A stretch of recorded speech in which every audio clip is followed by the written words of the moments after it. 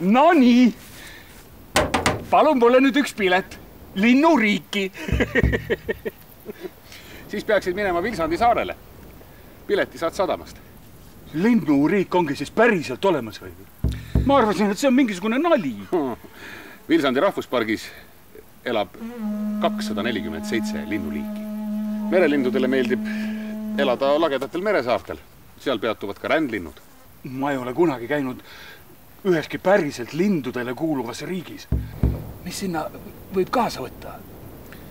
Võtta fotoaparaat ja binokkel.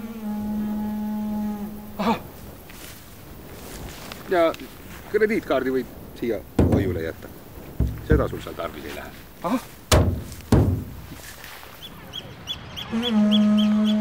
Tuletornid, kiviaiad, tuulikud ja meri. Vilsandi rahvuspark on kogu Euroopas omapärane mereala, hõlmates 150 meresaart ehk 10% Eesti saartest.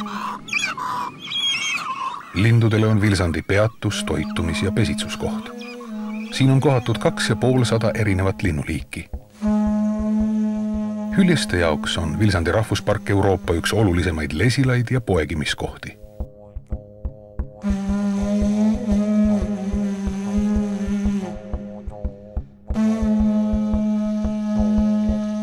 Inimesed on Vilsandil 3 sajandi jooksul hooldanud rannaniite ja karjamaid.